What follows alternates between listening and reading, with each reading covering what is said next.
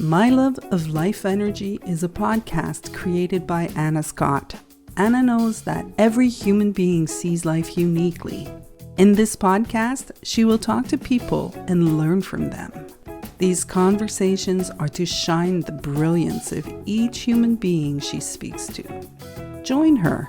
After each exploration, you will expand on your insights and see truth and beauty. Good morning and good afternoon, and welcome to my podcast, My Love of Life Energy.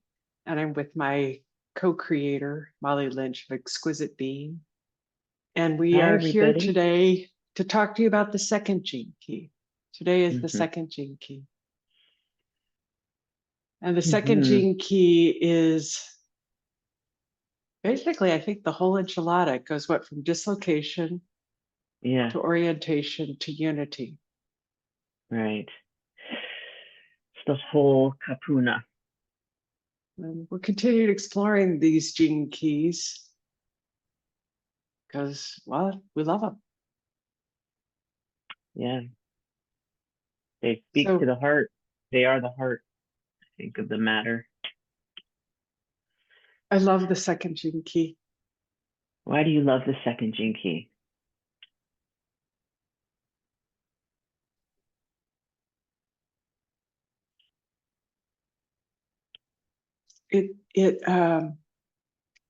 I've had profound experiences with the second gene key. And it was about, you can't make a mistake, but just to trust all the feelings, trust every feeling. When you're scared, when you're worried, when you're in pain, when you're joyous, trust it all.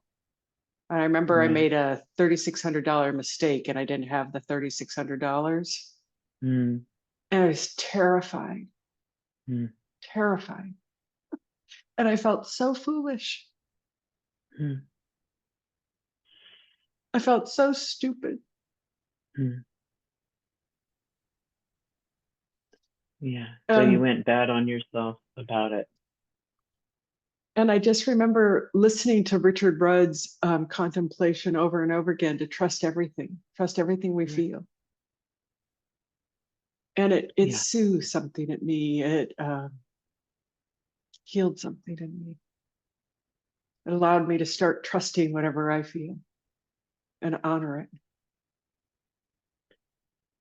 So there's something that you're speaking to as far as the shadow being the dislocation from that very thing that you just spoke to. So trusting life, or trusting everything, which is life, which is you, which is all, the dislocation is going toward the shadow of, I don't know what I'm doing. I'm lost. I'm a fool, and then the shame, and then.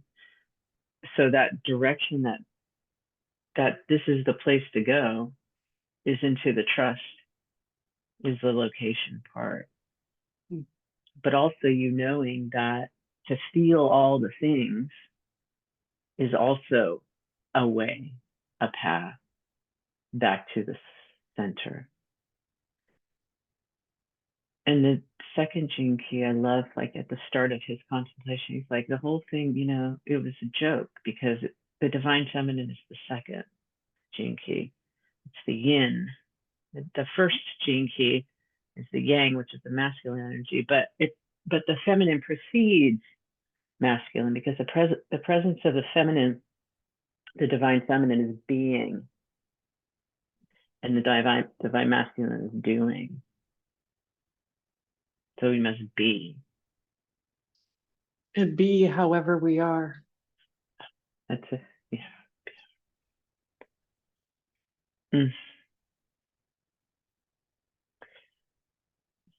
It's the yin, the receptivity, the receiving. Be like water. You talked about Wu Wei, the way of water. Right. And how he talks about also in the shadow state, the dilemma is agenda. And I find that so fascinating because we, we think, quote unquote, think we know, but to really know what to do, let's say, become out of our dislocation.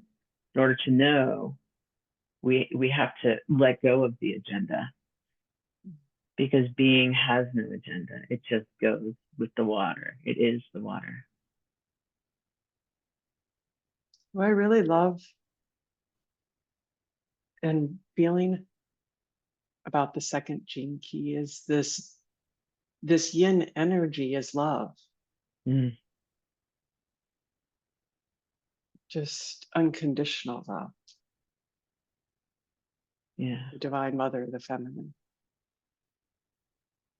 And that love is never changing. Yeah, it was like yin cannot evolve. Mhm. It can't evolve. Because Yeah, unconditional love is unconditional love. It just is. Yeah. It's presence. I was thinking about the second gene key it's in a codon ring of water, and it's tied to the 8th gene key. Your vocation. Right, and it's all about the 8th gene key is about all the different ways that this love can show up, can be experienced in the human form. It can be ecstasy, it can be stillness, it can be silence. It can be impeccable, it can be presence. That's in the human form. How it can be displayed, like the costume it shows up in. But it's unconditional love. But that's exquisiteness, right? Isn't that the 8th Siddhi? Yeah. So there's that energy that moves with that into the precision of design, kind of what you're saying, like water into form, but beautiful. I mean, water is form, but as our beingness, it's exquisite because of that. And I'm not meaning to drop exquisite being, but I think it's really true. It's like, well, I am meaning to drop it because I just did. It's like it is what we're talking about, the divine feminine, and that's where we answer to the queen bee, like as a guide through the void. And the other quote in this one is, fear is fake. Yeah. I mean, it's like, to even put that in our mind as like a concept, or it just, we've been trained not to even know that. And the fear is what we can trust it and it's safe. Like, what? Blew my mind. Like, what are you talking about? Those words together, it's like oxymoron in our cultured mind of being human. I think that's when I had made that financial mistake. And I was so afraid because we like, my understanding of fear is that it's a chemical reaction in our body. And then our mind has become afraid of fear. And then we I projected it, we all project it to the outside world, and my projection was on money. And just to feel the fear and be with it and know that it was safe. To breathe into it and not let my mind continue to spin out. To feel it. To feel the fear. What I found for myself is when I really allow myself to feel things deeply, and I don't know if deeply is the word. When I felt, I'm going to try and find the words for this.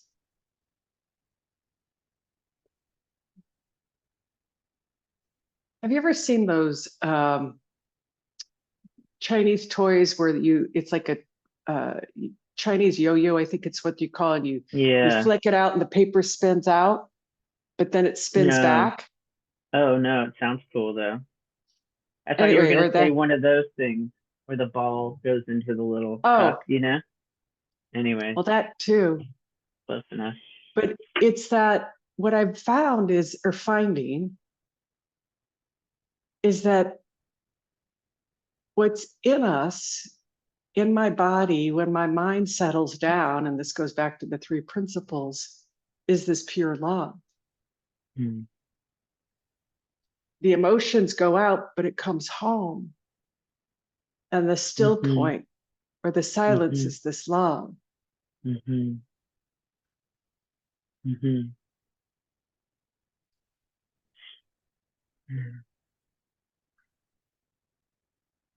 There's, right, the love, which is also the unity between life and maybe the perception of oneself, right? There's a unity there that starts it's like the beginning that has always been, you know,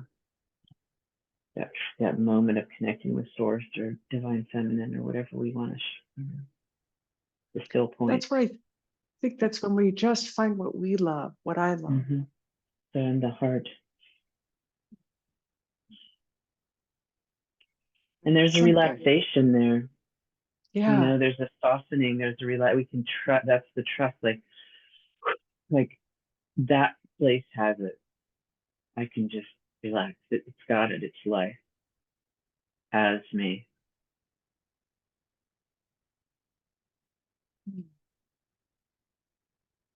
And then the unified open, like the expansion, the infinite expansion of that unity. It just creates that there's no agenda, just love. You said that too. Just love.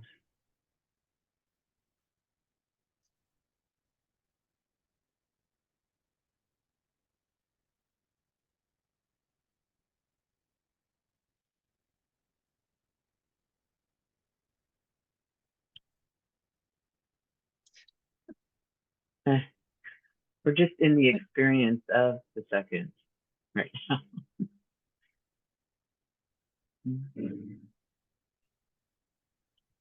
And then there's also, in the experience of unity, it's like what I also heard was it's not only that inward turning towards itself, but it's like then we're able to be in presence with other, you know, because to orient ourselves is to love and then be with others and yield to that and just be present. No advice. What does he say? People don't need advice. They need love. Yeah. And then that creates the unity in humanity. So funny. This morning, driving to go get tea, my partner, so kind. My daughter has my car. And so he's so generous and says, let me make sure I get you your tea before. How can I be of service to you? And we're driving and he pulls over because there's a garbage truck and a person flew by him and like kind of faced the truck and he honked his horn. And I'm watching all of this. And he goes, well, he wasn't being kind. And I just watched the lack of kindness to not kindness, but all the thinking. And it just was all perfect.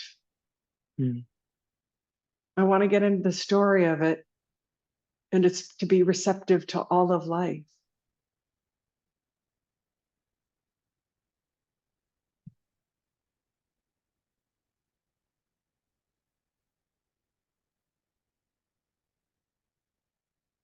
No, I don't understand.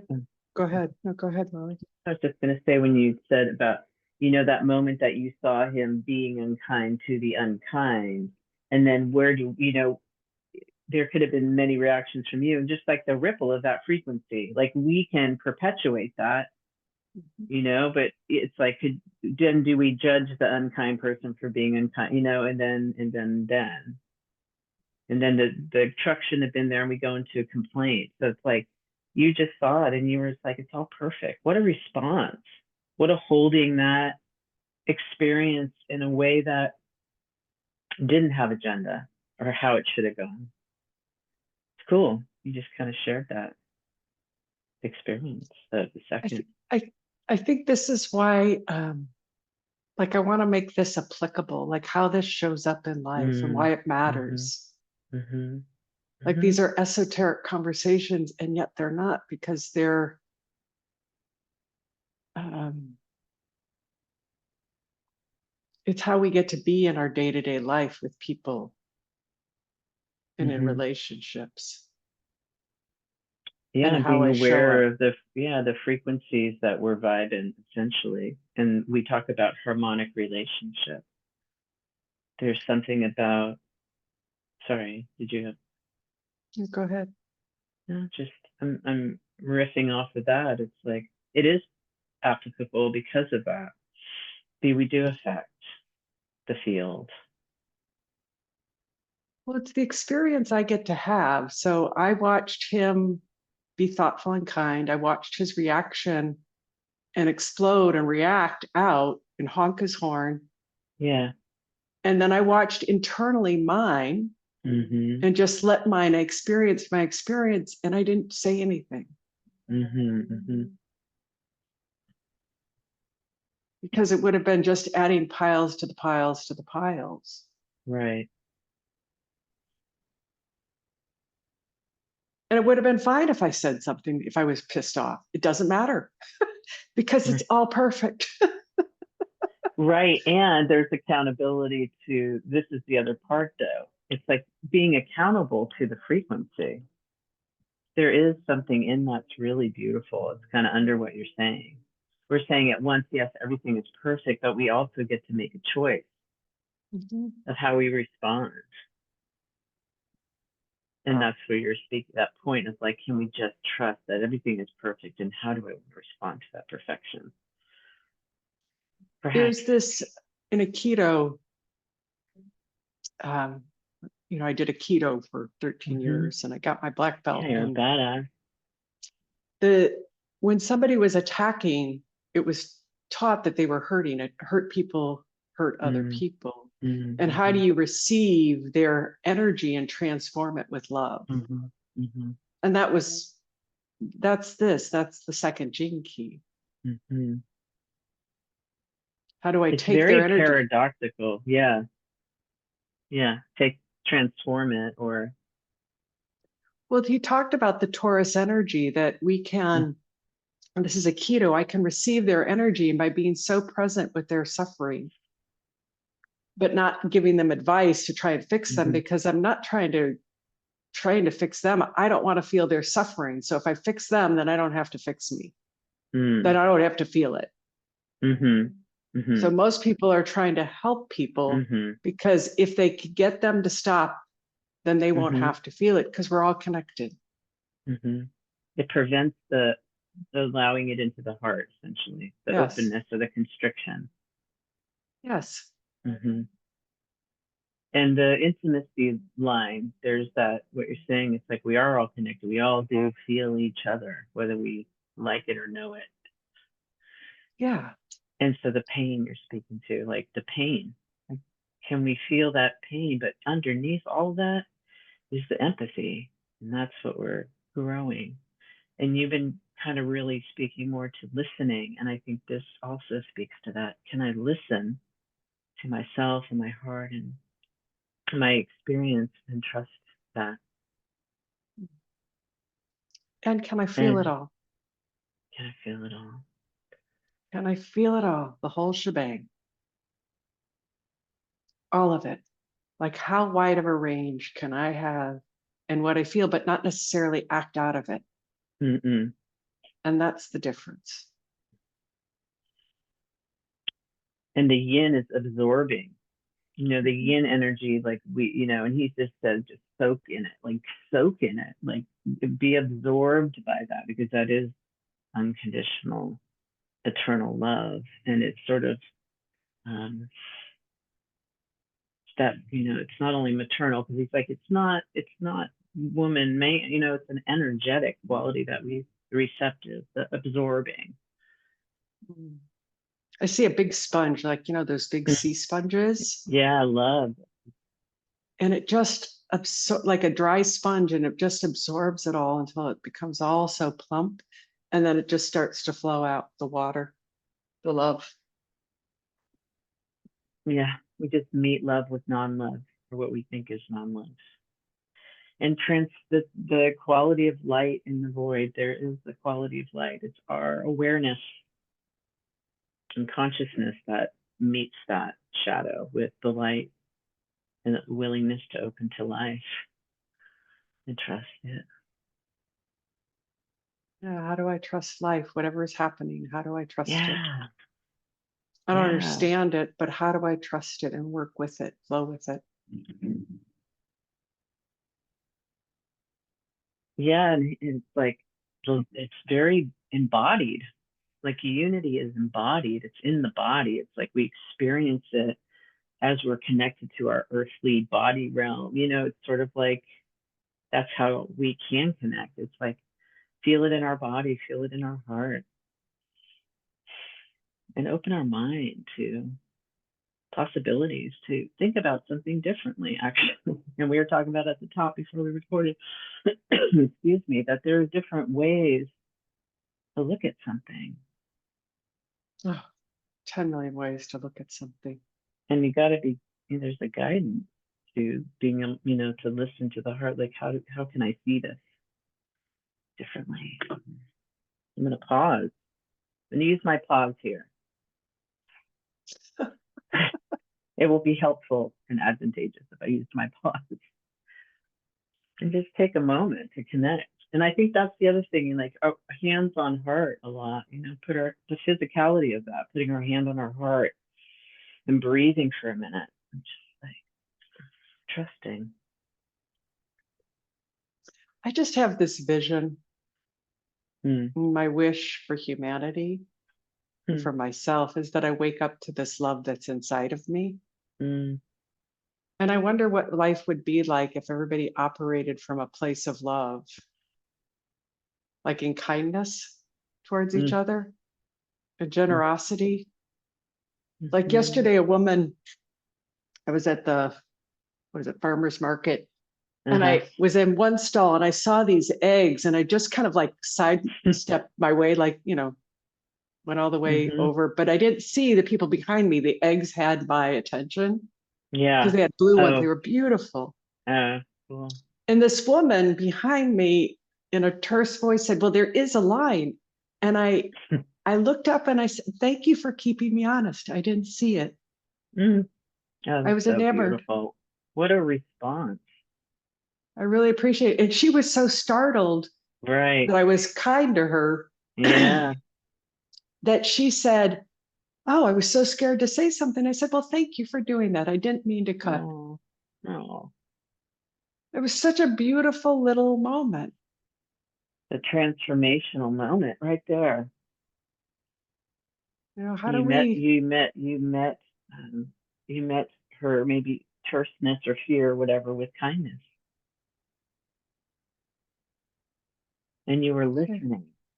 Because that's what you do too. You listen. You can hear either because you listen to energy so beautifully. Like you can hear underneath too. So your response, it's like that's the consciousness. Like each time we do that, we are making that world you see. You're like, you're putting the threads continuing. Now that she's experienced that compassion or whatever it was, she can now turn and do that. Oh, I can trust that. I can say it in a different way. Or, there's so many ripples, potential expressions. And, that's your example of that, what you just did. With the eggs and the sacred eggs. They're so, they seem to be very sacred right now. Because isn't there some sort of an egg thing? Oh, yeah, there is. Right? There is So actually. you're like, you saw a blue egg. That's rare these days. It was beautiful. Yeah. And yeah. Anything else we want to add with the second gene key? Trust everything, dissolve, melt into life. We're all completely entangled. I'm quoting right now. Richard I could tell. Yeah. And that the divine feminine is the mystery. And we're meant to trust it because we trust that. Wow, does life become a whole other miraculous experience, you know.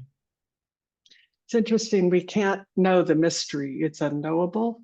We can know it only in a moment, but it's the unknown. Yeah, but it's mind blowing. So It's heart opening. Yeah. Thanks, Anna. Thank you, Molly. So much love. If you're interested in joining us the third Thursday of the month, check out exquisitebeing.com. You can come sit with us. We contemplate, we get quiet, and we lift our hearts up and remember what it's like to feel all of this love that is us and in us. Yeah, we'd love to share this conversation with you, and you can find it on our invitations page, the sign-up sheet, essentially. Thank you. Thank you.